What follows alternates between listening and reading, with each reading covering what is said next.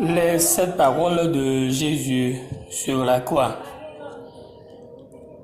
Les évangiles mentionnent ces paroles que Jésus avait prononcées alors qu'il était sur la croix.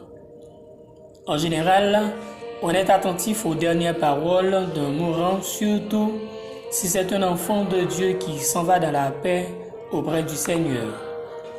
Par exemple, les dernières paroles de Jacob étaient des paroles prophétiques de bénédiction sur chacun de ses enfants, selon Genèse chapitre 49.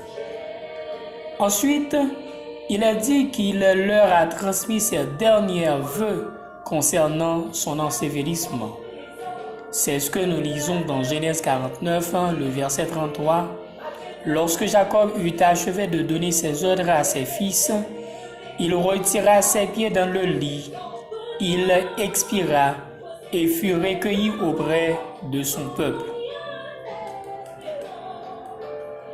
C'est ainsi que les dernières paroles du Seigneur Jésus avant de mourir sur la croix ont une grande importance, car elles sont en fait le résumé du christianisme, le testament spirituel du Sauveur.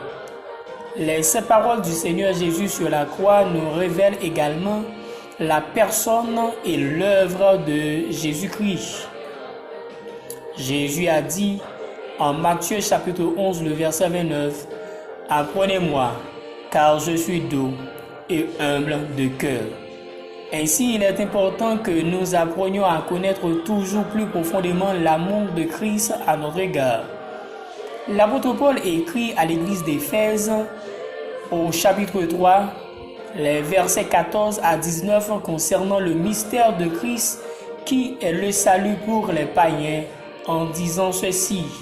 « À cause de cela, je réfléchis à genoux devant le Père, duquel tire son nom toute famille, dans les cieux et sur la terre, afin qu'il vous donne selon la richesse de sa gloire, d'être puissamment fortifié par son esprit dans l'homme intérieur, en sorte que Christ habite dans vos cœurs par la foi, afin qu'étant enraciné et fondé dans l'amour, vous puissiez comprendre avec tous les saints quelle est la largeur, la longueur, la profondeur et la hauteur, et connaître l'amour de Christ qui surpasse toute connaissance, en sorte que vous soyez remplis jusqu'à toute la plénitude de Dieu, un débordement de la vie divine. Les paroles de Jésus prononcées sur la croix nous concernent tous, car il est venu et il est mort à cause de nous, pour nous. Jésus nous a dit, « Je suis venu chercher les pécheurs, les injustes, les malades » en Luc chapitre 5, versets 31 et 32.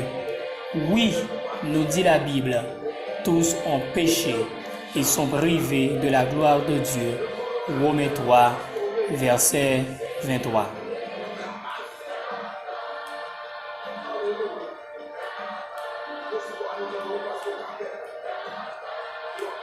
Les 7 paroles de Jésus à la croix révèlent sa personne ainsi que son œuvre.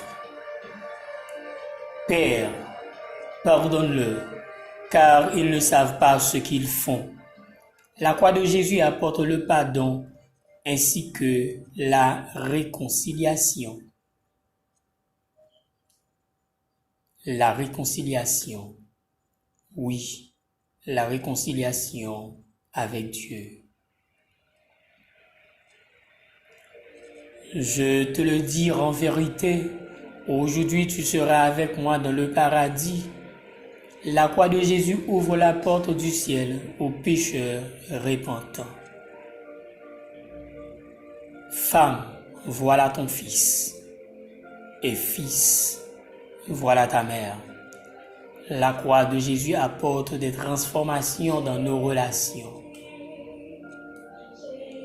Eli, Eli, lama sabachthani. Mon Dieu, pourquoi m'as-tu abandonné? Si la croix de Jésus nous offre un salut gratuit, il a coûté très cher au Seigneur Jésus. J'ai soif.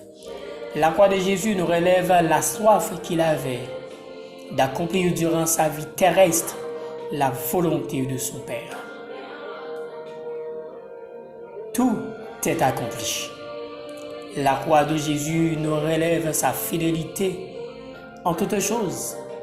Oui, en toutes choses. Et enfin, il a crié, Père, je remets mon esprit entre tes mains.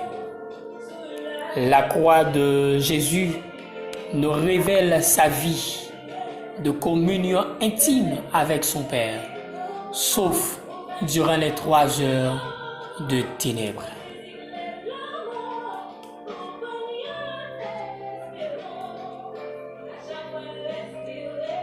Celui qui persévérera jusqu'à la fin sera sauvé. Selon Matthieu 24, le verset 13. Je vous conseillerais de ce soir de suivre les traces de Jésus dans le don de nous-mêmes, dans notre vie de prière, dans notre fidélité, afin d'avoir nous aussi une vie qui sera achevée dans la réussite selon Dieu. Qu'il en soit ainsi pour vous et pour moi. Merci.